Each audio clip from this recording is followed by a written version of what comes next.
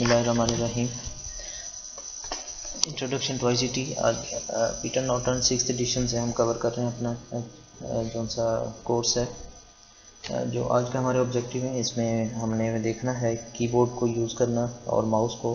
Keyboard और mouse को हम थोड़ा सा ओवरव्यू देखेंगे। इसको स्टैंडर्ड कीबोर्ड लेआउट हम देखेंगे, उसकी कीज़ वगैरह देखेंगे हम। How computer accept input from keyboard, हम तरीकाकार देखेंगे किस तरह से जो कंप्यूटर है वो एक्सेप्ट कर रहा होता है इनपुट। हम कीबोर्ड जब कोई भी कीज़ प्रेस कर देते हैं तो किस तरह से वो इनपुट ले रहा होता है और किस तरह से उसको समझ रहा होता है, किस तरह प्रोसेसिंग हो रही होती है। हम माउस देखेंगे, मतलब थोड़ा सा स्ट्रक्चर उसका है, माउस को कैसे यूज़ किया जाता है, वेरिएंट्स ऑफ माउस मतलब क्या, उसकी कौन कौन सी इकसाम है डिफरेंट, हम वो चेक करेंगे। डिवाइसेस फॉर हैंड, नॉर्मली जो हम डिवाइस हैंड के साथ, मतलब हैंड हेल्ड डिवाइसेस जिस तरह हमने पढ़ी थी उसी तरह ही हमने डिवाइसेस फॉर हैंड जो स्पेशल हैंड के लिए बनी गए हैं हमारे पास, हम उनको डिस्कस करेंगे।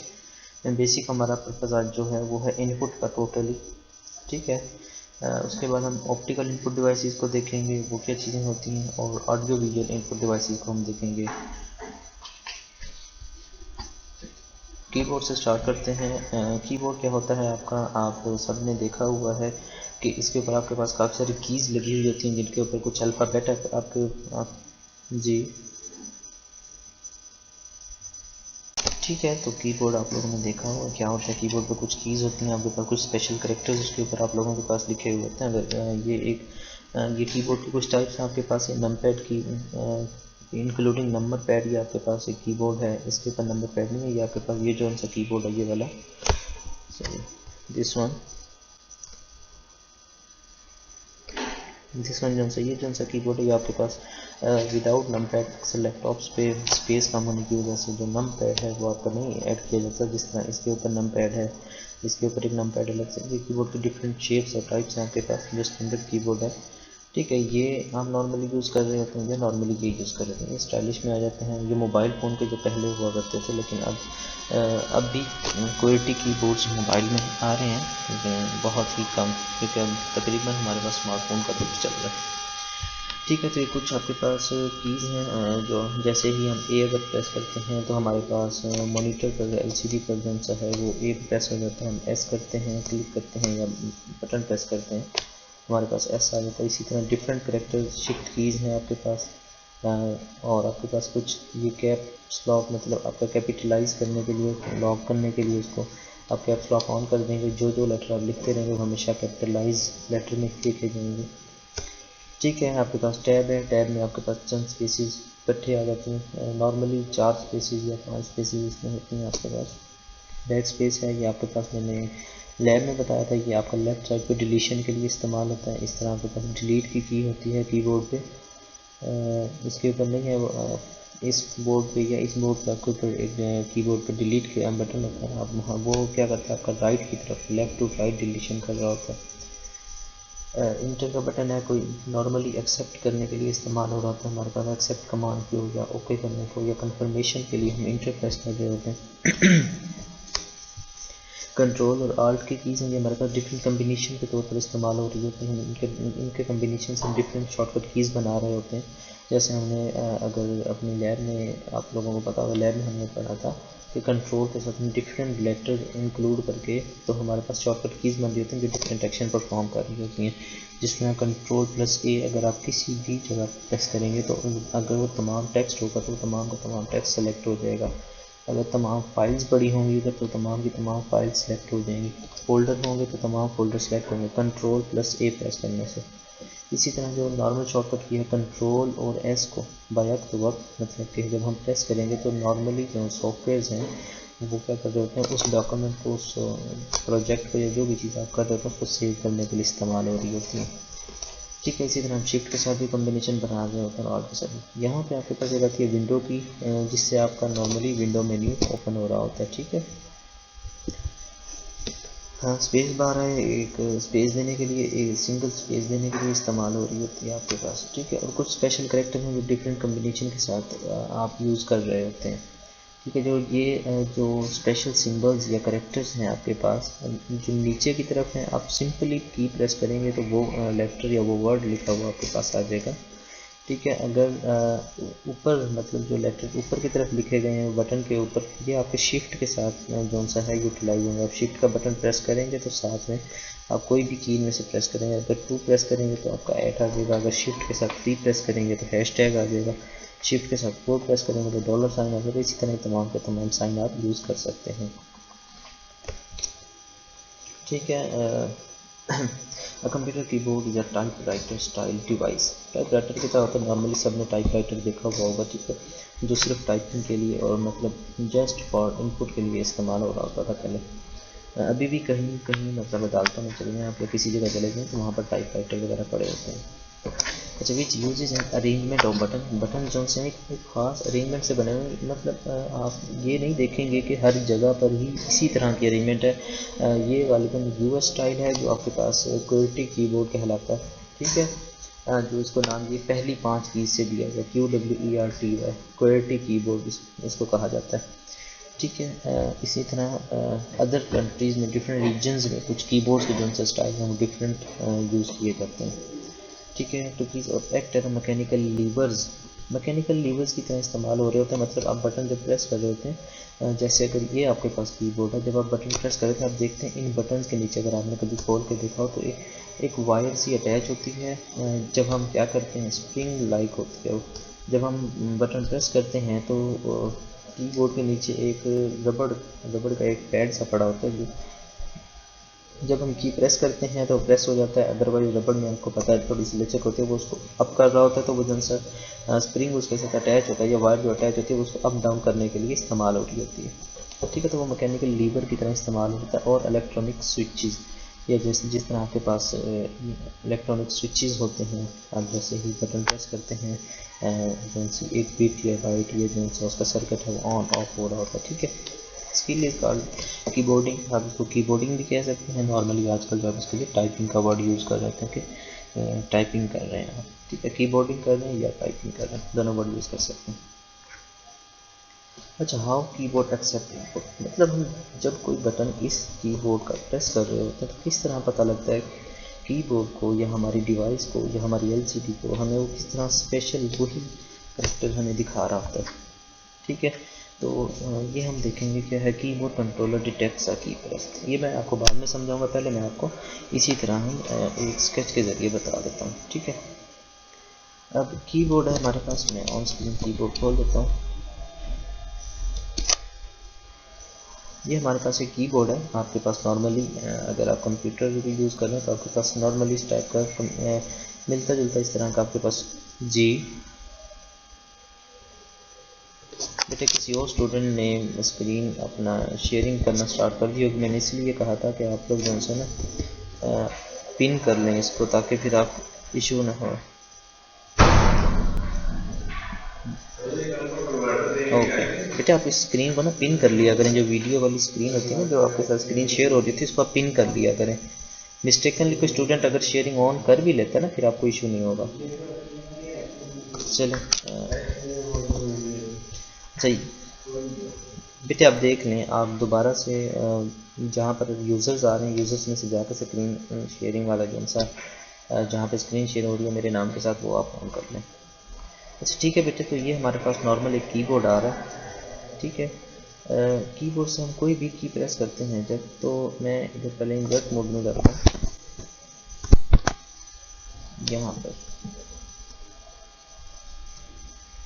यहाँ पे मेरा कर्सर है, देखें। अब ये मैं इधर ऊपर रख लेता हूँ। ये मेरा कर्सर है बेटे, ये कीबोर्ड है। अब मैं जो भी की यहाँ से प्रेस करूँगा, ये देखें की प्रेस हो रहा है। मैंने स्पेस प्रेस किया, ये स्पेस आती जा रही है, या कोई भी वर्ड लिखता हूँ सेम एज इट इज़ वो वर्ड ही क्यों आ रहा है, ये किस तरह आता है, तो ये मैं आपको समझाता हूँ। हर कीबोर्ड के हर बटन का एक यूनिक कोड होता है। कीबोर्ड के हर बटन का एक यूनिक कोड होता है। और अदरवाइज जो आपको ये अल्फ़ाबेटिक है, जो नंबर ये अल्फ़ाबेट्स दिए हैं, इन सब का एक यूनिक कोड होता है, ठीक है। स्पेशल कैरेक्टर होता है, हर स्पेशल कैरेक्टर का एक फिर इनका भी यूनिक कोड होता है, ठीक है। बाइनरी में जो कि कन्वर्ट हो रहा था, हमने पहले पढ़ा था कंप्यूटर, जितने भी कंप्यूटर्स हैं या डिवाइसेस हैं या मशीन्स हैं, वो तमाम की तमाम बाइनरी लैंग्वेज को ही अंडरस्टैंड कर रहे होते हैं। अब क्या होता है, हमने जैसे ही कोई भी लेटर, जैसे मैंने प्रेस किया ए, उसके बिहाइंड एक स्पेशल कोड है उसका एक, ठीक है, इसका बाइनरी नंबर है कि भाई ए का जो सा बाइनरी नंबर है वो लेट्स सपोज ये जो इधर गिवन है, इसी एग्जांपल के थ्रू हम देख लेते हैं 1000 टाइम 010 है, ठीक है। जैसे ही हम प्रेस करेंगे, हमने क्या कहा था कि इसको हम कोई भी डाटा दे रहे होते हैं जब, तो डाटा क्या होता है, प्रोसेस हो रहा होता है। क्या होता है, डाटा प्रोसेस हो रहा होता है। फिर उस प्रोसेसिंग कौन कर रहा होता है, हमें सबको पता है सीपीयू प्रोसेसिंग कर रहा होता है। हम जैसे ही कीबोर्ड से कोई करेक्टर या लेटर या अल्फ़ाबेटिक या कोई स्पेशल करेक्टर या कुछ भी या कोई डिजिट हम जैसे ही इंटर करते हैं, तो उसके ऊपर क्या होता है, फिर उसके बिहाइंड जो कोड होता है वो कोड सीपीयू में होता है, उसको डिकोड कर रहा होता है, ठीक है। इनकोडेड हुआ होता है उसको, फिर वो डिकोड कर रहा होता है, ठीक है। अब वो कोड जो सा होता है वो सिस्टम को बता रहा होता है कि ये वाला कोड जो सा आया है, करेक्टर ए है, इस ए करेक्टर के बिहाइंड ये कोड है। अब इस कोड को फिर वो जब भेजता है मॉनिटर के पास, तो वो दोबारा से उसको डिकोड करके भेज देता है। तो ये देखेंगे, जैसे ही हमने ए प्रेस किया, इलेक्ट्रिकल सिग्नल जनरेट हुआ, क्योंकि कंप्यूटर पर सिग्नल्स पर चल रहा है, ठीक है। तो वो सिग्नल्स जनरेट होते हैं, अप डाउन जो होते हैं वो, उसने उसको 01 का नाम दिया हुआ होता है, ठीक है।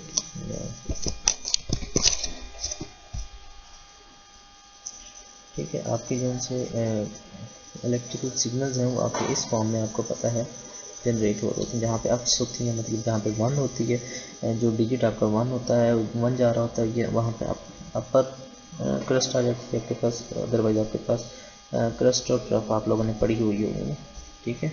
ये क्रस्ट और ट्रफ होती हैं, जो ऊपर होती है वेव, वो क्रस्ट आपकी कहलाती है, और जो नीचे की तरफ होती है ट्रफ। अच्छा, अब इलेक्ट्रिकल सिग्नल की बात कर रहा था, मतलब जहाँ पे बिट, मतलब करंट ऑन ही नहीं हुआ, जहाँ पे बिट गई, ये बिट, आप इसी बिट को ले लें 1 बिट, सबसे पहले मैं इसको भी खत्म कर देता हूँ। अच्छा, जैसे ही आपके पास आपके सीपीयू ने देखा करंट ऑन, जो ऑन ऑफ हो रहा है कैसे, तो बिट थी 1, उसने इसको ऑन कर दिया करंट को, मतलब एक उसने सर्किट समझ लें, एक सर्किट ऑन कर दिया। अच्छा, नेक्स्ट क्या था, 0 था, उसने सर्किट ऑन नहीं किया, कंप्यूटर को पता लग गया कि कोई बिट नहीं आई, कोई एक्शन परफॉर्म नहीं करना, फिर ठीक है, फिर दोबारा से 0 आई, उसने कोई एक्शन नहीं परफॉर्म किया, फिर 0 आई, कोई एक्शन नहीं, फिर 0, कोई एक्शन नहीं, फिर 0, कोई एक्शन, फिर 1 आया, जैसे ही 1 आया उसने सर्किट को ऑन कर दिया, ठीक है। अगेन 0 आया, उसने सर्किट ऑफ कर। अब ये चीज़ अगेन जब जाएगी हमारे पास एलसीडी में, या मतलब कि जब कंप्यूटर हमारा आउटपुट करने लगेगा, इनपुट के लिए उसने ये चीज़ ले ली, उसने समझ लिया, ठीक है। समझने के बाद वो दोबारा जब इसको डिकोड करेगा, तो किस तरह करेगा, वो देखेगा सबसे पहले ये क्या है हमारे पास 1, इसने 1 लिख लिया, फिर क्या आया था 0, उसने 0 लिख दिया, फिर 0 आया था, फिर उसने 0 लिख दिया, अगेन इस तरह 5 टाइम्स हमारे पास 0 आया, उसने 5 टाइम 0 मतलब कि उसको डिकोड किया, अगेन 1 है, उसने अगेन 1 कर दिया, फिर 0 सिग्नल है, उसने अगेन 0। अब यही कोड हमारे पास पहले इनपुट में आया था, अब यही कोड वो आउटपुट में देकर सीपीयू जो सा होगा, हमारे पास जो करेक्टर ए होगा वो हमें एलसीडी पर शो करवा देगा, ठीक है। ये इसी तरह ये सर्किट्स ऑन या ऑफ हुए हुए, जहाँ पे सर्किट ऑन है वहाँ पे करंट फ्लो हो रहा है, वहाँ से जो से हैं ये 10 बाइट्स आपकी बिट्स आपकी गुजर रही हैं, बिट्स, ठीक है। ये टोटल एक बाइट है आपके पास, एक बाइट में नेक्स्ट स्लाइड में मैंने आपको बताया हुआ। इस चीज़ को समझने के लिए सबसे छोटी जो चीज़ होती है आपके पास, हमने वो पढ़ा था 0 1, जो सी होती है बाइनरी डिजिट होता है वो होता है 0 1। बाइनरी में आपके पास सिर्फ 2 डिजिट आ रहे हैं, 0 या 1, और एक बिट क्या होती है, एक बिट होती है या वो 0 होगी या 1 होगी, 1 बिट, इन दोनों में से एक जो चीज़ होगी, जो एक डिजिट होगा वो आपके पास बिट कहलाएगा, ठीक है। आपका जो बाइट होगा उसमें 8 बिट्स होंगी, ये जो बिट होगी 8 बिट्स अगर हो जाएंगी तो वो आपका एक बाइट बन जाएगा। इसी तरह आपके अगर 1024, नॉर्मली 1000 कहते हैं बट एक्चुअली 1024 बाइट्स होती हैं, तो वो आपका एक किलो बाइट बन जाएगा, जिसको आप के बी कह देते हैं। कि जो इमेजेस या पिक्स जो होते हैं नॉर्मली वो के बीज में होती हैं। उसके बाद आता है 1024, 1024 के बीज होंगे तो आपका एक मेगा बाइट बन जाएगा, MB। अब आप मोबाइल से जो भी अपने कैमरे से जो भी पिक्चर्स कैप्चर कर रहे थे नॉर्मली मेगाबाइट्स में आ रही होती है, उनकी रेजोल्यूशन आ रही होती है, और मतलब केबी का मतलब कि उसमें डेटा ज़्यादा होता है। अब देखिए एक बिट है 0 या 1, ठीक। अब आपकी अगर लेट्स सपोज 1 MB की पिक्चर है, तो आप उसको मल्टीप्लाई करें 1024 से, अगेन मल्टीप्लाई करें 1024 से, तो आपको पता लगेगा अगेन फिर क्या पता लगेगा आपको कि आपकी पिक्चर में कितने बाइनरी नंबर्स होंगे जिनको शो ऑफ करवाने के लिए इनकोड या डिकोड करने के लिए कंप्यूटर को कितना प्रोसेसिंग करनी पड़ेगी, कितने नंबर्स को उसने कितने नंबर या कितनी स्ट्रिंग को उसको रीड आउट करना पड़ेगा और आपको वो पिक्चर आपको शो करवाएगा। सेम यही आप फेनोमेना आपके मोबाइल्स भी कर रहे होते हैं, ठीक है। जब प्रोसेसिंग कर रहे होते हैं, जो आपको इमेजेस दिखा रहे होते हैं, जो आपको वीडियोस दिखा रहे हैं, वो इसी तरह यही चीज़ होती है। वो तमाम इतने बाइट्स, मतलब कि अगर हम 1024 अगर आपकी पिक्चर 1 MB की है तो हम कैलकुलेटर की मदद से करिए। अगर लेट्स सपोज आप लोगों ने मोबाइल से पिक्चर बनाई है अपनी 1 MB की पिक्चर आई है, वो 1024, हमने उसको कन्वर्ट करना है कि वो कितने बिट्स पर मुश्तमिल है, मतलब 0 1 के कितने नंबर्स हैं उसमें। तो हम इसको अगेन जब मल्टीप्लाई करेंगे 1024 से, तो ये हमारे पास क्या आ जाएगा, ये हमारे पास आ जाएगा किलो बाइट्स, इतने किलो बाइट्स। अच्छा, तो अगेन मल्टीप्लाई हम करेंगे किससे, 8 से मल्टीप्लाई करेंगे, तो ये हमारे पास आ जाएंगे बाइट्स, इतने हमारे पास बाइट्स हैं। अब एक जो एक बाइट में कितने बिट्स होते हैं, 8 बिट्स होते हैं, ठीक है। तो अब बाइट में जाने के लिए हमारे पास क्या था, सॉरी हमने मिस्टेक की, 1024 को हम मल्टीप्लाई करेंगे 1024 से, ये हमारे पास कितने आ जाएंगे, ये आ जाएंगे हमारे पास किलो बाइट्स। अब किलो बाइट से बाइट में जाने के लिए अगेन हमें क्या करना पड़ेगा, 1/1 अगेन हमें किससे मल्टीप्लाई करना होगा, 8 से मल्टीप्लाई ही करेंगे,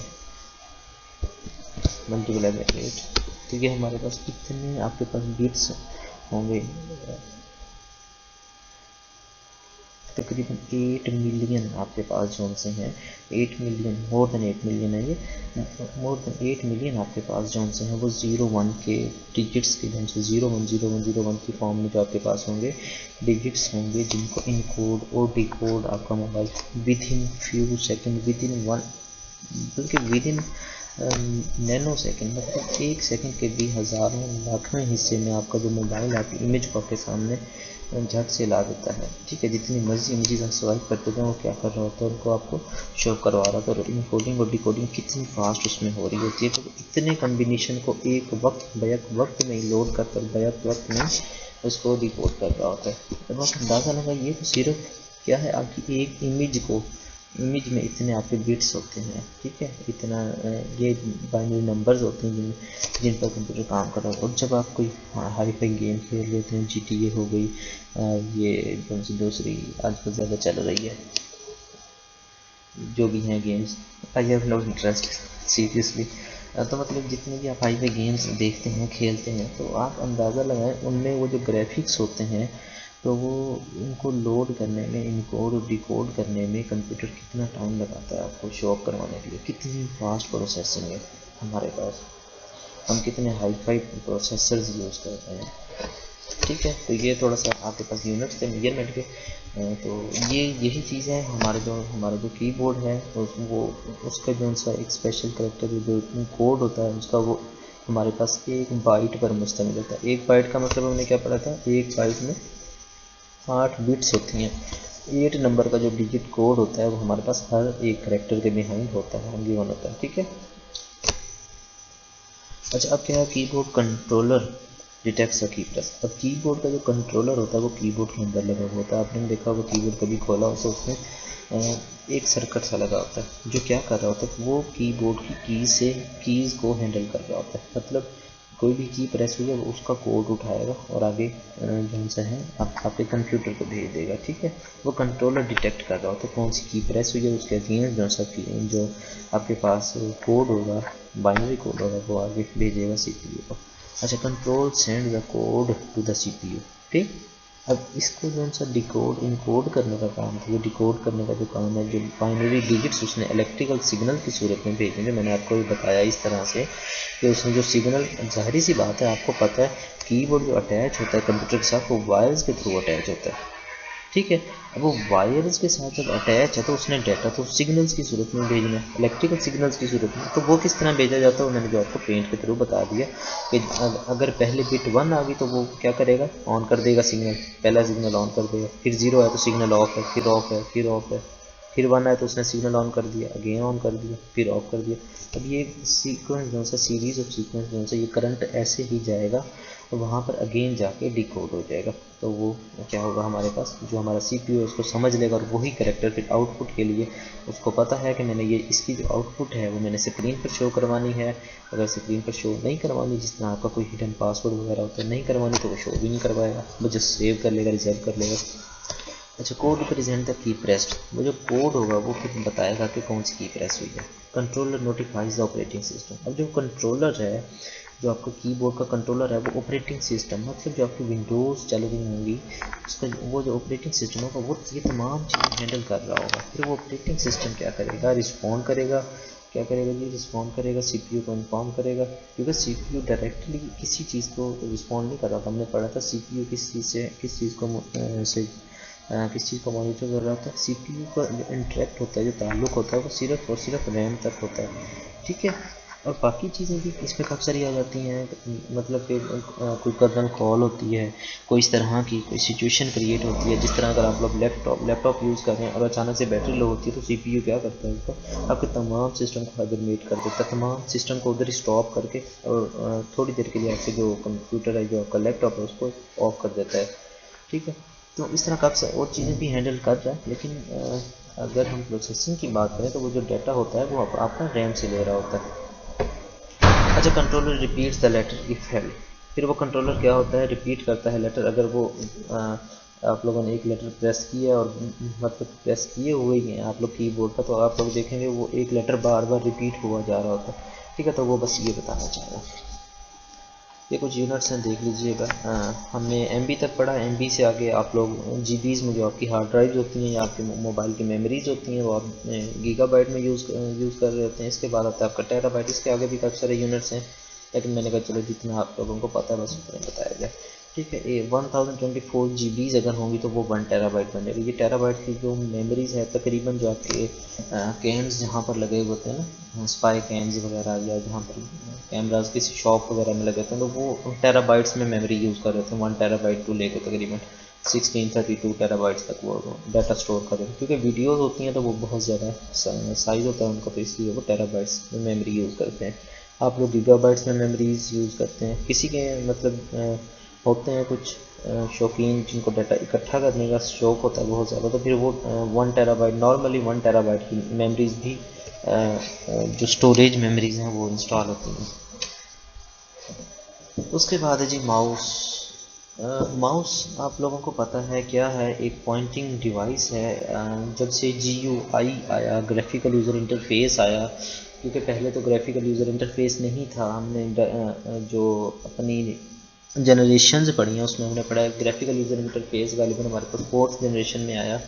तो तब से फिर हमें पॉइंटिंग डिवाइस चाहिए थी जो हमें पॉइंट आउट करे जी अब हम क्या काम करने जा रही है। देखिए मेरा पॉइंटर, मैं जैसे जैसे मैं अपने पैड से, टच पैड से इसको मूव कर रहा हूँ तो ये उसी तरह उसी डायरेक्शन में मूव कर रहा है। A computer mouse, plural mice और mouses, is hand held pointing device that detects 2-dimensional motion relative to a surface. 2-dimensional motion इसलिए है, ठीक है। आपने पढ़ा है 2 डायमेंशंस आप सब ने पढ़ी हुई हैं कि आपके पास एक एक्स एक्सिस होता है और एक आपके पास वाई एक्सिस होता है, ठीक है। ये आपके पास वाई एक्सिस और ये आपके पास एक्स एक्सिस। अब इन दोनों डायरेक्शंस में ये आपका जो पैड होता है, जो माउस होता है, वो इसी तरह ही मूव कर रहा होता है जिस तरह आप ये देख रहे हैं, ठीक है। इसी तरह किसी न किसी डायरेक्शन में या ऊपर अप मूव करेगा, डाउन मूव करेगा, हॉरिजेंटली मूव करेगा, वर्टिकली मूव करेगा, या ये इस तरह मूव कर रहा होगा, ठीक है। तो जिस तरह भी मूव कर रहा है आपका, अब लेट्स सपोज मेरा कर्सर यहाँ पे है, ठीक है। अब यहाँ पे मैंने जैसे ही टच किया माउस पैड पे, या माउस जो मेरा था वो करंट लोकेशन बता रहा था ये, अब यहाँ से ही ज़ाहिर सी बात है मैं जैसे ही इवेंट कोई भी इसको छेड़ूंगा, माउस को छेड़ूंगा या पैड से मैं इस साइड पे जाऊंगा, तो मैं जैसे जैसे जा रहा हूँ ये देखें मैं फिंगर से स्वाइप करता जा रहा हूँ और उधर से मेरा माउस ऑटोमेटिकली उधर जा रहा है। तो ये क्या होगा कि ये एक्स और वाई के कम्बिनेशन जो वैल्यूज़ होंगी वो इसको बता रही होंगी हमारे LCDs को, मॉनिटर को, कि आपने इस तरह से एक लाइन के थ्रू इस तरह जाना है इस पॉइंट तक, ठीक है। तो वो उस तरह जितना जितना मैं इधर मूव करता हूँ इसी तरह वो उसी कोऑर्डिनेट्स के मुताबिक इधर उधर मूव कर रहा होता है। ठीक है। Only two direction, X direction, Y direction. इधर आप कहीं पे भी किसी तरह भी मूव कर रहे होते हैं, आप इधर ही मूव कर रहे होते हैं। इस इन डायरेक्शन से बाहर आप थर्ड डायरेक्शन में नहीं जा रहे होते। ठीक है। आप इन दो डायरेक्शन में मूव कर रहे होते हैं, आप थर्ड डायरेक्शन में मूव नहीं कर रहे होते। ठीक है। 2D ड्राइंग्स जिस तरह होती हैं, जस्ट लाइक दैट। अच्छा, pointing device detects two dimensional motion relative to a surface. किसी भी सरफेस के हवाले से, मतलब जाहिर सी बात है हम किसी सरफेस पर काम कर रहे होते हैं। अगर टच पैड्स है हमारे पास वो भी एक सरफेस है, अगर माउस है तो वो किसी सरफेस पर काम कर रहे होते हैं। तो सबसे पहले आपके पास एक बॉल, जो माउस आया था वो मैकेनिकली, हम मैकेनिकल कह रहे थे उसको। उसके बाद अगेन हमारे पास एक नीचे जिसकी छोटी सी बॉल हुआ करती थी वो आया अगेन। फिर हमारे पास लेज़र माउस आए, ये अब आप लोग देखते हैं वायरलेस लेज़र माउस है। ठीक है।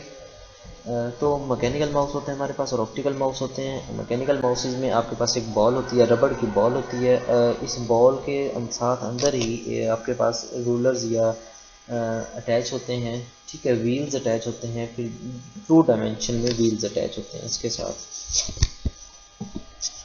ठीक है। ये आपकी बॉल है, लेट्स सपोज। ठीक। अब एक व्हील इसको अटैच होगा इधर से,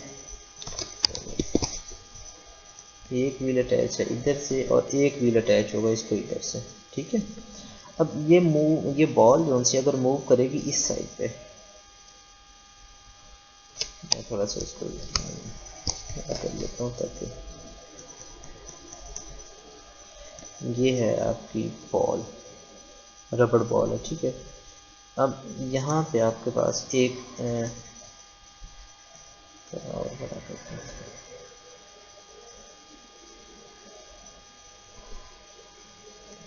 ये आपकी बॉल है, इधर एक व्हील लगा हुआ है और एक व्हील लगा हुआ है इधर।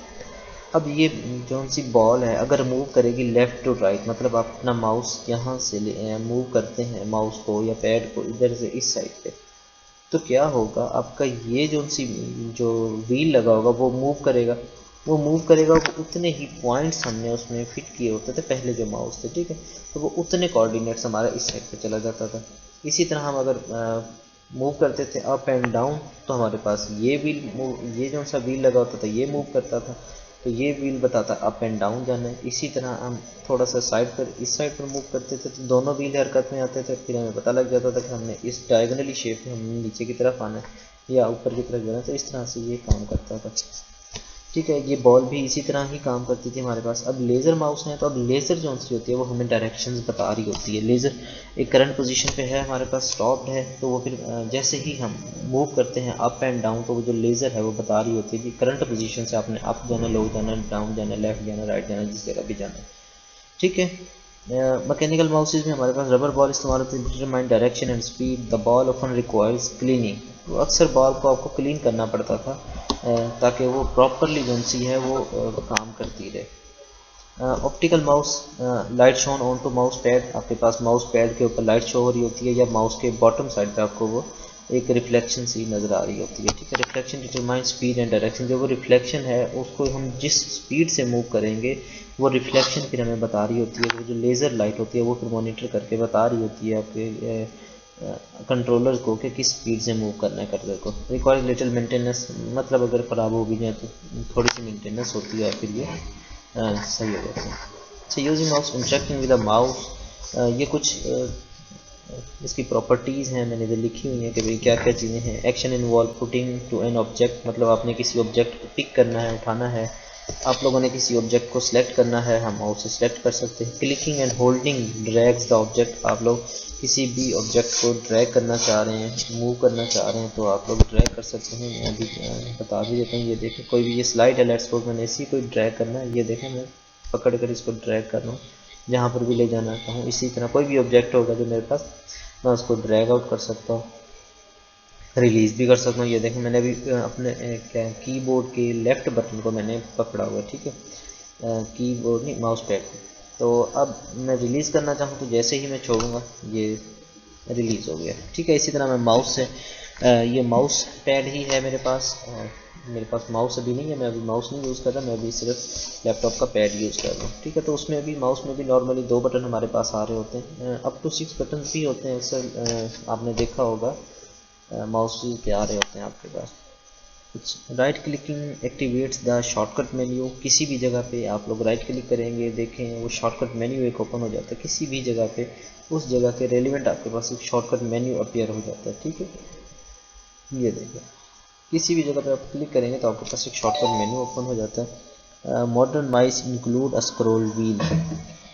हालांकि अब जो से माउस आ रहे हैं वो लेज़र डिपेंडेंट हैं और आपके पास ब्लूटूथ सपोर्ट कर रहे होते हैं। ठीक है, वायरलेस होते हैं। उसके बाद जो बेनिफिट्स हैं वो पॉइंटर पोजीशनिंग इज़ फास्ट हो गई है। अब हमारे पास जो सी है लेज़र माउस की वजह से पोजीशनिंग जो फास्ट हो गई है, मतलब बहुत ज़्यादा फास्ट हो गई है। Menu iteration menu interaction easy हो गई है। ज़ाहिर सी बात है, कोई भी मेन्यू है हम अपने माउस की मदद से बड़े इजीली उसको एक्सेस कर लेते हैं। यूज़र कैन ड्रॉ इलेक्ट्रॉनिकली, हम इलेक्ट्रॉनिकली भी ड्रॉ कर सकते हैं। इलेक्ट्रॉनिकली कैसे ड्रॉ कर सकते हैं ये मैं आपको आगे बताता हूँ।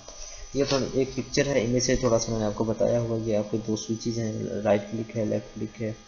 ठीक है, ये आपका व्हील लगा हुआ है, ये इनकोडर।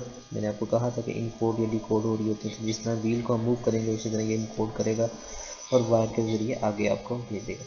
माउस आपके पहले आते थे PS2 कनेक्टर, इस तरह का आपके कनेक्टर जैक होता था। ठीक है, जो आप इंसर्ट करते थे कंप्यूटर में लगाते थे। अब आपके पास USB कनेक्टर है और जिसकी स्पीड भी ज़्यादा फास्ट है।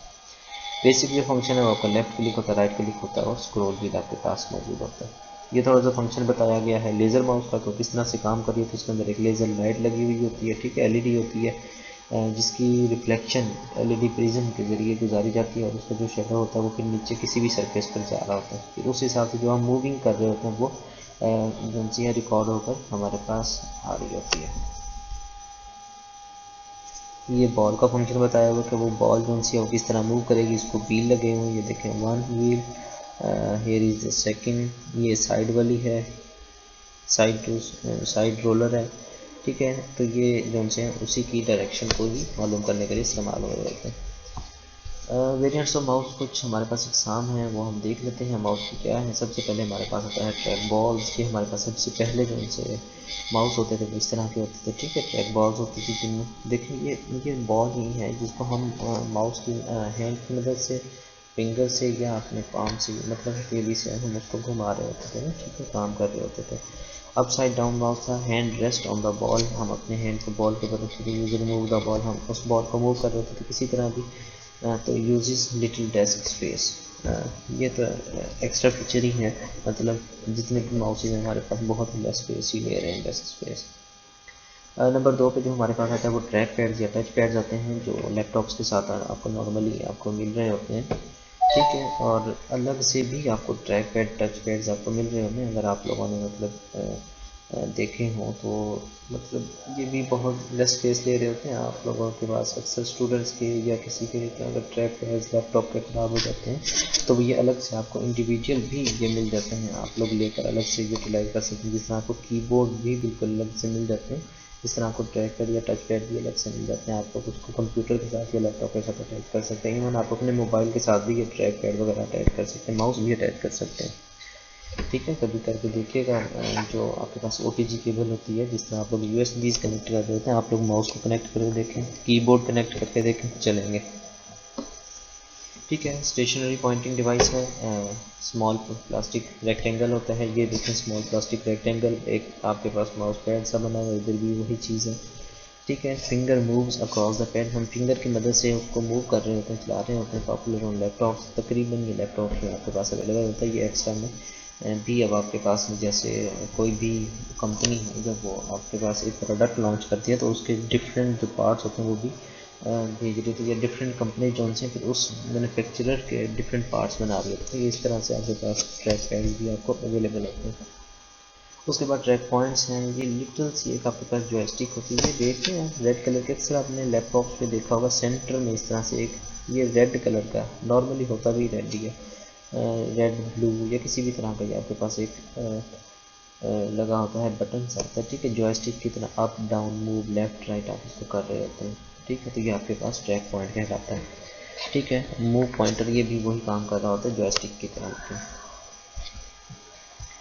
कुछ और पॉइंटिंग डिवाइसेस आपके पास होती हैं। जॉयस्टिक होती है, आप गेमिंग्स के लिए यूज़ कर रहे होते हैं। मोस्टली स्टूडेंट जो गेमिंग के शौकीन हैं उन्होंने लाजमी तौर पर देखी सुनी या इस्तेमाल की हुई होगी, ठीक है। ये भी आपकी इनपुट डिवाइस है, पॉइंटिंग डिवाइस कहलाती है। उसके बाद आपके पास लाइट पेन्स आते हैं। आपने देखा होगा कि जो से लाइट पेन्स हैं बहुत ही जो नॉर्मल यूज़ के लिए तो इस्तेमाल नहीं होती है, ग्राफिक डिज़ाइनिंग के लिए आपके पास नॉर्मली यूज़ हो रहे होते हैं, ठीक है। जिन्होंने बहुत ही बारीकी से काम करना होता है या जिनका बहुत ज़्यादा वर्क होता है, ड्राइंग स्केचेस वगैरह उन्होंने इलेक्ट्रॉनिकली डिज़ाइन करने होते हैं। अब ये इलेक्ट्रॉनिकली जो हम डिज़ाइन या इलेक्ट्रॉनिकली हमने जो ऊपर पढ़ा था कि काम करते हैं वो यही है, हम लाइट पेन के थ्रू काम कर सकते हैं, ठीक है। उसके बाद आपके पास स्टाइलस पेन आते हैं। ये आप नॉर्मली ये भी स्केचेस ड्राइंग्स आर्ट वर्क वगैरह के लिए इस्तेमाल हो रहे थे, लेकिन आपने देखा होगा कि अक्सर जो सैमसंग के कुछ मोबाइल हैं उनके साथ बिल्ट इन भी आपके पास एक जॉयस्टिक सी आ रही होती है, ठीक है। तो कुछ उनके डिफरेंट ऑपरेशंस डिफरेंट फंक्शंस उनमें होते हैं। उसके बाद डिवाइसेस फॉर द हैंड, कुछ डिवाइसेस जो सी हैं आपके हैंड के लिए जो नॉर्मली यूज़ हो रही होती हैं, इनमें आपके पास सेम उसको थोड़ा सा एलेबोरेट किया है मैंने। पेन बेस्ड इनपुट है, आप पेन की मदद से जो आप इलेक्ट्रॉनिक पेन जो आप यूज़ कर रहे होते हैं, या हमने जो यहाँ पे लाइट पेन पढ़ा, ये जो लाइट पेन है हम ये यूज़ कर सकते हैं। पेन बेस्ड इनपुट हम दे सकते हैं। ये कहाँ पे नॉर्मली यूज़ होते हैं, हम टैबलेट पीसीज में यूज़ कर सकते हैं। पीडीएज हमने पीडीएज में हमारे पास तमाम चीज़ें में इंक्लूड हो जाती हैं, जो हमने पहले भी पढ़ा था कि आपके पास हैंड हेल्ड डिवाइसेस होती हैं, नॉर्मली वो पीडीएज भी कहलाती हैं, पर्सनल डिजिटल असिस्टेंट, ठीक है। Pen use to write data, जो पेन होता है वो डाटा को राइट कर सर मुइजुद्दीन की लैब में, सर मुइजुद्दीन की लैब में लैब,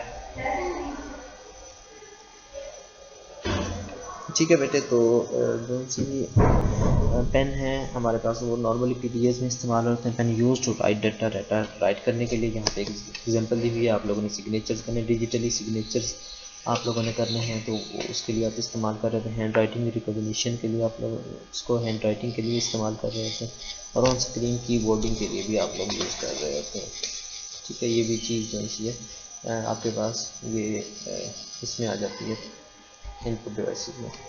उसके बाद टच स्क्रीन डिवाइसेस हैं, ये भी यही चीज़ है आपके पास। जितनी भी टच स्क्रीन है हमने पहले भी पढ़ा था, ये इनपुट और आउटपुट दोनों कहलाते हैं। ये इनपुट डिवाइसेस भी कहलाती हैं, ये आउटपुट डिवाइसेस भी कहलाती हैं, ठीक है। Touch screen is display device, input और output device that allows the user to interact with the computer by using their finger और स्टाइलस फिर अगेन वही हमारे पास जो हमने पढ़ा था लाइट पेन के बाद कि भाई कोई सा भी एक डिवाइस होती है, पेन शेप डिवाइस हमारे पास थी, ठीक है, ये वाली। तो पेन लाइक डिवाइस होती है commonly use with tablet PCs, तो यही वो चीज़ है हमारे पास, टैबलेट के साथ भी हम इसको यूज़ कर सकते हैं, ठीक है।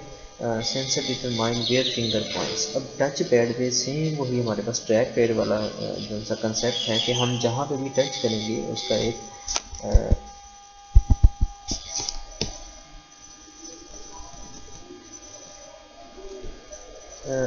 ये हमारे पास एक पैड है, तो हम इस पैड के अंदर अंदर जहाँ पर भी टच करेंगे, ये स्क्रीन है हमारे पास, लेट्स सपोज टैबलेट है या मोबाइल, हम जहाँ पर भी टच करेंगे, लेट्स सपोज इधर टच किए, तो इसके एक्स और वाई कोऑर्डिनेट होते हैं। आपके मोबाइल पर भी इसी तरीके से काम हो रहा है। आप जहाँ पे टच करेंगे एक्स और वाई कोऑर्डिनेट की वैल्यूज़ वहाँ से बोलेगा, उधर आपको जो भी एक्शन जो भी बटन होगा वो उस तरह का वो एक्शन परफॉर्म कर देगा, ठीक है। अब लेट्स सपोज आपकी एक पिक्चर इधर है, 4 पिक्चर्स हैं आपके मोबाइल में, ठीक है। अब उन पिक्चर्स के जो सी एक पोजीशन दे दी जाएगी कि वो किस किस जगह पे किस किस कोऑर्डिनेट्स पर अवेलेबल है। अगर आप लोगों कभी प्रोग्रामिंग से आपका टच हो तो आपको ज़रूर पता है, जैसे आप लोग जब भी पिक्चर प्लेस कर रहे होते हैं तो उसको कोऑर्डिनेट्स दे रहे होते हैं, ठीक है। इसी तरह आपकी पिक्चर गैलरी में कोई पिक्चर वगैरह है तो वो भी इसी तरह से ही होती है, ठीक है। और लेकिन काम इतना फास्ट हो रहा होता है कि हमें अंदाज़ा ही नहीं हो रहा होता ये किस तरह का। अब जैसे ही एक जगह पे टच किया, अपनी जो पिक्चर थी वो देखेगा जी, सबसे पहले आपके कोऑर्डिनेट चेक करेगा आपने कहाँ पे टच किया, फिर उसके अकॉर्डिंग वो स्क्रीन के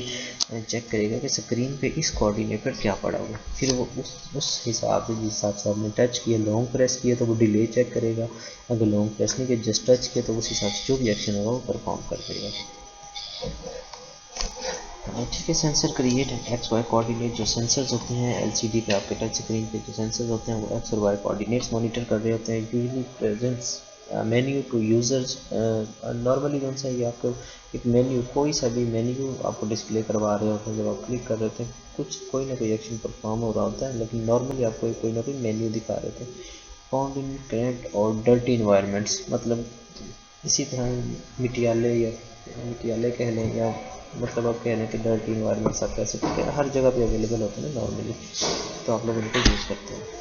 उसके बाद गेम कंट्रोलर है, मैं बता चुका हूँ। गेम कंट्रोलर भी आपके पास इनपुट डिवाइस है, पॉइंटिंग डिवाइस है, आपके पास गेमिंग के लिए यूज़ हो रही होती है।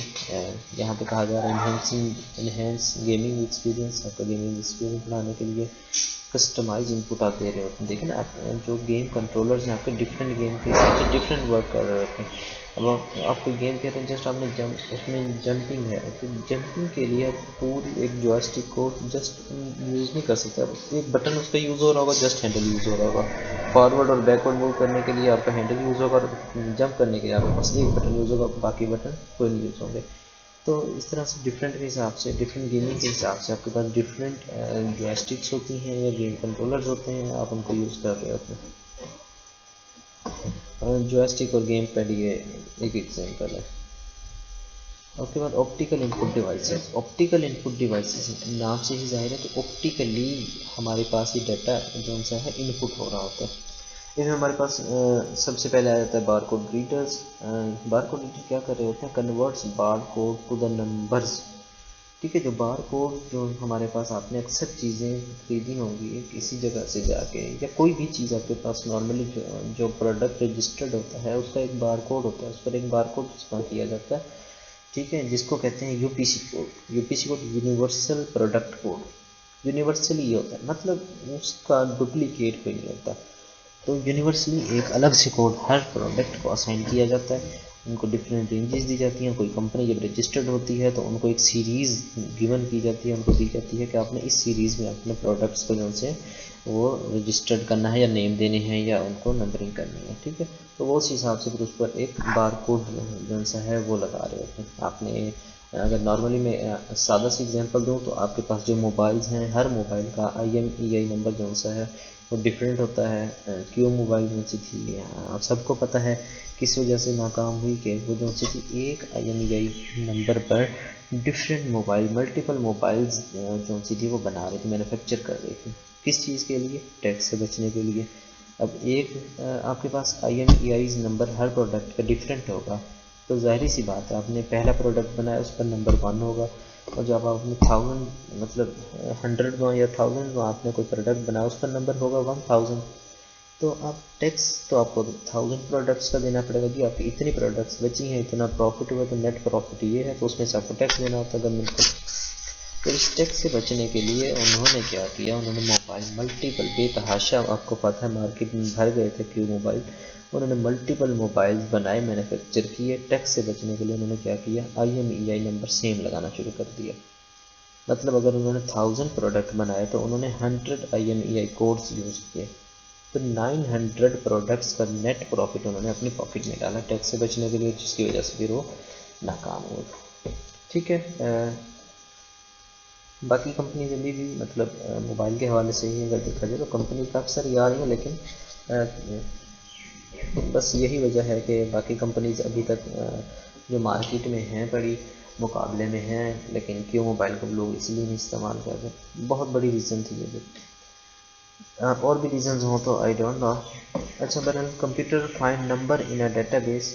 जो कंप्यूटर है वो डेटाबेस में जो सा नंबर होता है वो फाइंड करता है। वर्क्स बाय रिफ्लेक्टिंग लाइट, जिनसे हमारे पास बारकोड रीडर्स होते हैं, किस तरह काम कर रहे होते हैं। जो हमारे पास लाइट होती है वो रिफ्लेक्ट हो रही होती है, जो रिफ्लेक्ट हो रही होती है लाइट, वो नंबर हमारे पास, जिस तरह हमारे पास कीबोर्ड था, हम इनपुट करते थे तो इनपुट के डिफरेंट जो कम्बिनेशंस थे हमारे पास वो आ रहे होते थे। वो कम्बिनेशन जब हमारे पास इनकोड हो रही होती थी तो हम क्या करते थे, जो डिजिटल सिग्नल जहाँ पे 1 होता था, बाइनरी कोड जहाँ 1 होता था, हम वहाँ पर सिग्नल ऑन कर देते थे, मतलब पावर ऑन करते थे, सिग्नल चला जाता था।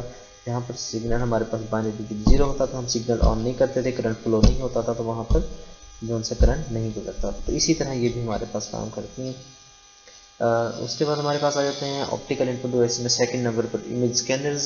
आप लोगों के पास स्कैनर्स वगैरह होंगे या आप लोगों ने ज़रूर देखे होंगे, प्रिंटिंग करवाने जाते हैं, कोई डॉक्यूमेंट आपने स्कैन करवानी है तो वो भी यही काम कर रहे होते हैं।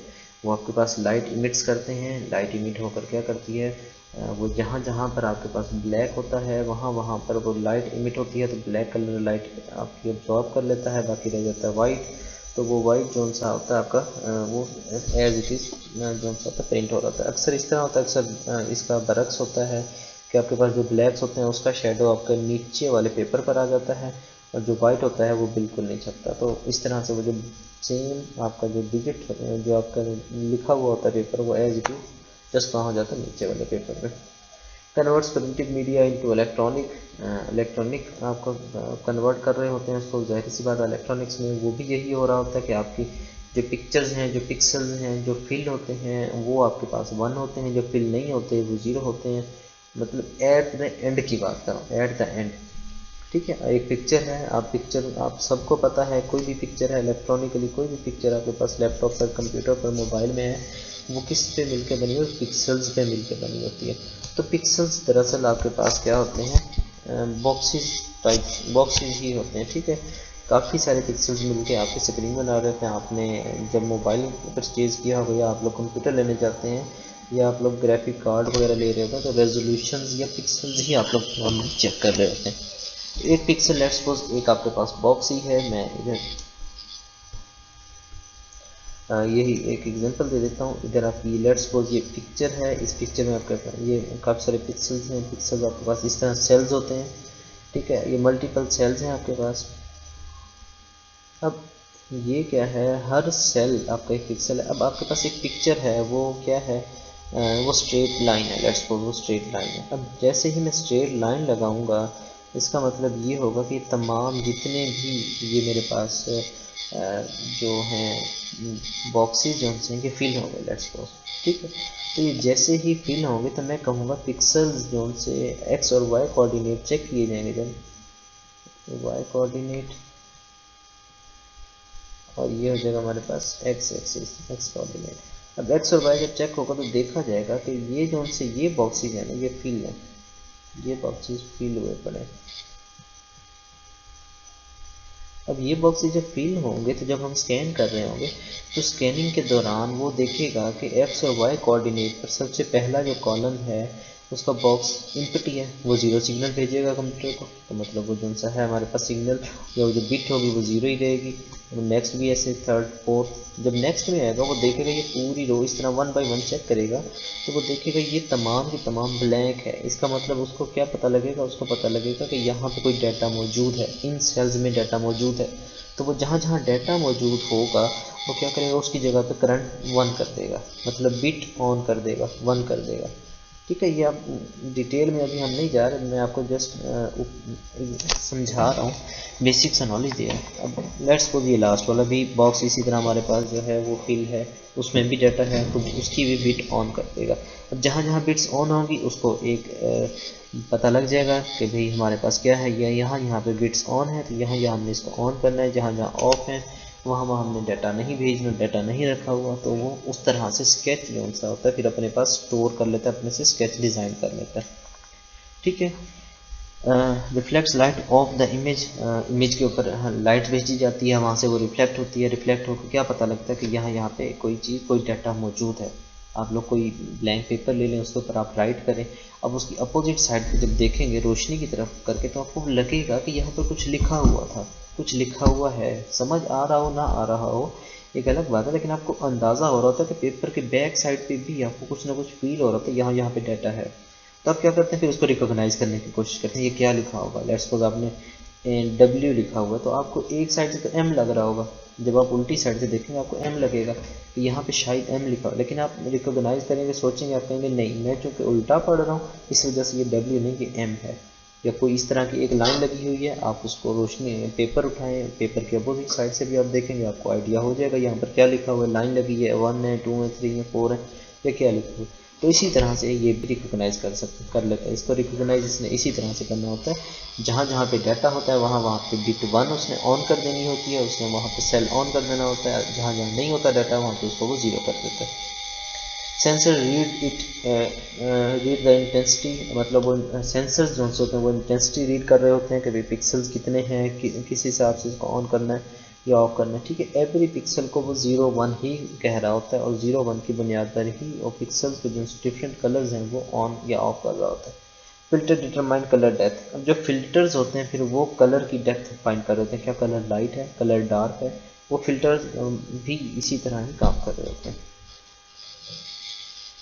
ठीक है, ये इमेज स्कैनर आपके पास कुछ एग्जांपल, ये इमेज स्कैनर है आपके पास, ये बारकोड रीडर आपके पास मौजूद है। बारकोड रीडर इसी तरह लाइट इमिट करता है, लाइट जाती है बारकोड रीडर के ऊपर, वहाँ पे जो वो लाइंस का एक खास पैटर्न होता है ना, वो आप नंबर नहीं रीड कर रहे होते, आप वो लाइंस के एक खास पैटर्न को रीड कर रहे होते हैं। अब देखिए, अगर आप लाइन के पैटर्न को हटा दें, आप सिर्फ नंबर रीड करें तो बहुत मुश्किल है आपको कुछ समझ आए। नंबर जो कोड होता है नीचे वो भी सेम होता है, लेकिन जो बार कोड रीडर्स आपके पास होते हैं वो लाइंस के कम्बिनेशंस को पढ़ रहे होते हैं। जहाँ जहाँ कम्बिनेशन है, मतलब देखें बीच बीच में जहाँ जहाँ वाइट लाइन है वहाँ पे 0 0 आपकी बिट आ जाएगी, जहाँ जहाँ 1 है, जहाँ पे ज़्यादा हाई है, तो वो उस हिसाब से उसको कम्बिनेशंस जो हैं वो रिकॉग्नाइज करता है, उसको एक नंबर पता लग जाता है। लाइट रिफ्लेक्ट होगी, जो कलर फील है वहाँ से रिफ्लेक्ट होकर स्कैनर में आएगी, वहाँ पे वो उस हिसाब से सीक्वेंस वाइज वो अपने बिट्स ऑन ऑफ कर देगा और आपको पता लग जाएगा कि जिस डाटे का जो नंबर है, जो डाटा हमने रीड किया, जो इनपुट आई है उसका नंबर क्या है। ठीक है, इसके अलावा आपके पास ऑप्टिकल इनपुट डिवाइसेस में क्या होती हैं, आपके पास आ जाता है OCR। इसको कहते हैं OCR होता है आपके पास ऑप्टिकल कैरेक्टर रिकॉग्निशन। अब कैरेक्टर रिकॉग्निशन की बात की जाए तो सबसे पहले मैं हवाला आपको देता जाऊँगी, आप लोगों को भी पता होगा, इस रीडिंग पेन आप लोगों ने सुना हुआ होगा। ठीक है, या आप लोगों ने अभी रिसेंटली एक एडवर्टाइजमेंट चली, काफ़ी अच्छी चली थी, मतलब एक प्रोडक्ट लॉन्च किया गया था बहुत अच्छे, कुरान पेन के नाम से। वो क्या करता था, आप पेन के ऊपर वो कुरान पाक के ऊपर आप लोग पेन को ऐसे मूव करते जाते थे, जिस तरह ये देखेंगे आप देख रहे हैं, इस तरह आप उसको फेरते जाते थे, वो ऑटोमेटिकली कुरान को रिसाइट करना शुरू कर देता था, तिलावत स्टार्ट हो जाती थी। ठीक है, तो ये इसी तरह जो सा होता है, ये पेन होता है आपके पास, ये भी इसी तरह लाइट इमिट करता है। आपको लाइट इमिट जब हो रही होती है तो वहाँ पे वो देखता है नीचे डाटा क्या है, डाटा ऑन करना है ऑफ करना है, उसी तरह उसको रिकॉग्नाइज करता है। लेट्स सपोज ए लिखा हुआ है तो उसको पता है कि भाई जो हमारे पास कोऑर्डिनेट्स हैं उस पर ए कहाँ कहाँ ऑन होना है। मैं यहाँ पे अगेन एग्जांपल दे देता हूँ, ये देखें हमारे पास, ठीक है, ये हमारे पास वाई एक्सिस है, ये हमारे पास एक्स एक्सिस है। ठीक, अब हमने देखना है ए को, जो लिखा जाता है हमारे पास ये इस तरह लिखा जाता है। ठीक, अब हमारे पास जो कोऑर्डिनेट हैं एक्स के और वाई के, ठीक है, ये है वाई, ये है एक्स। अब हमें पता है जो ए है ना वो एक्स और वाई के इस बॉक्स में भी आ रहा है, लेकिन कहाँ पे आ रहा है, इतने से हिस्से में आ रहा है। ये जो जो लाइन जहाँ जहाँ पॉइंट होगा ना हमने उसको सेव किया होगा, स्टोर किया होगा। हमारे पास यहाँ पे भी आ रहा है, हमारे पास यहाँ पे भी, मतलब एक्स पॉजिटिव में भी है, वाई पॉजिटिव में भी है, वाई नेगेटिव में भी है, एक्स नेगेटिव में भी है। तो मतलब तमाम जो कोऑर्डिनेट्स हैं किसी भी सेल के, वहाँ वहाँ हमारे पास ए का क्या पैटर्न है, तो उस पैटर्न को जब हम लाइट इमिट करते हैं, इसी तरह हम समझ लेते हैं कि ये हमारे पास स्क्रीन है। अब स्क्रीन के ऊपर लिखा हुआ है ए, हम जैसे ही इस पर लाइट इमिट करेंगे, इस तरह ये हम रीड करना शुरू करेंगे, तो हमें पता लगेगा कि एक सेल के इस कोऑर्डिनेट पर, एक सेल के इस कोऑर्डिनेट पर जो हमारे पास जो सेल हैं जो हमारे पास वो ऑन होंगे। यहाँ पे बिट्स इस पैटर्न में हमारे पास वो जो बिट्स होंगी वो ऑन होंगी। तो हम इस पैटर्न को जैसे ही रीड करेंगे, हम लाइट इमिट करेंगे, जो ब्लैक होगी जहाँ पे डाटा होगा वो डाटा सेल्स जोन से होंगे, वो हमारे पास सिग्नल 1 भेजेंगे। अदरवाइज जहाँ पे वाइट होगा वो तमाम के तमाम 0 डाटा भेज रहे होंगे।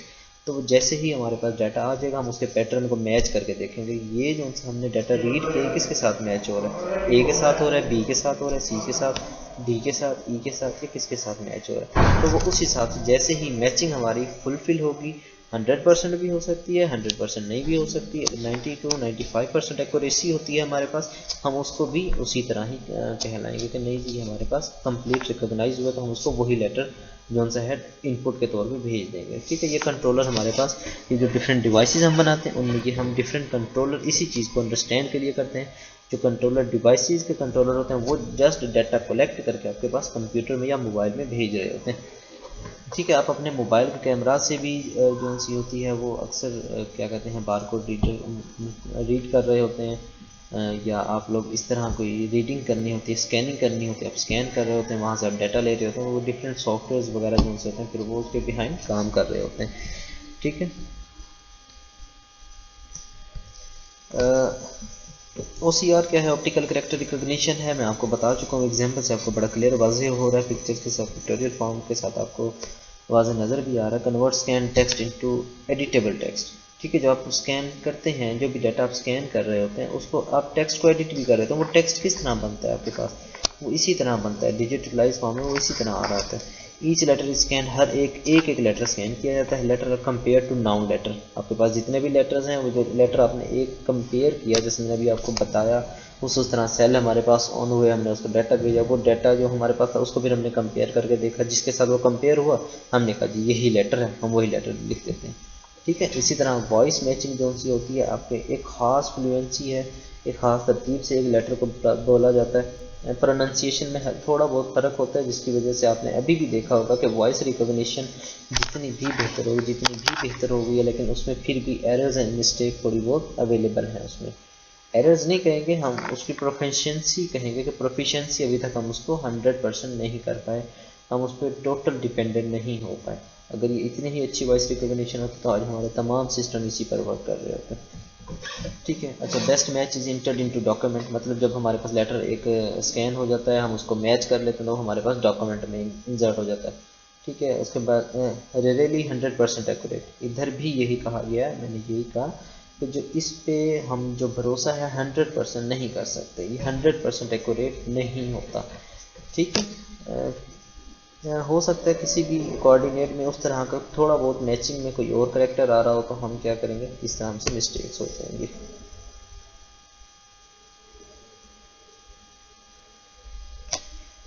ओके बेटे, आपके इंटरनेट का एक साइड पे इशू होगा क्योंकि इधर आज मेरे पास कोई इशू नहीं चल रहा। ठीक है, उसके बाद है हमारे पास ऑडियो विजुअल इनपुट डिवाइसेस, हमारे पास ऑडियो विजुअल इनपुट डिवाइसेस आ जाती हैं। इनपुट डिवाइसेस हैं। ठीक है, इसमें हमारे पास आ जाता है माइक्रोफोन्स आ जाते हैं, हमारे पास और क्या आ जाता है, स्पीच रिकॉग्निशन के हमारे पास कुछ सिस्टम आ जाते हैं, और हमारे पास वीडियो इनपुट है, और डिजिटल कैमराज हमारे पास जो से वो ऑडियो विजुअल इनपुट डिवाइसेस।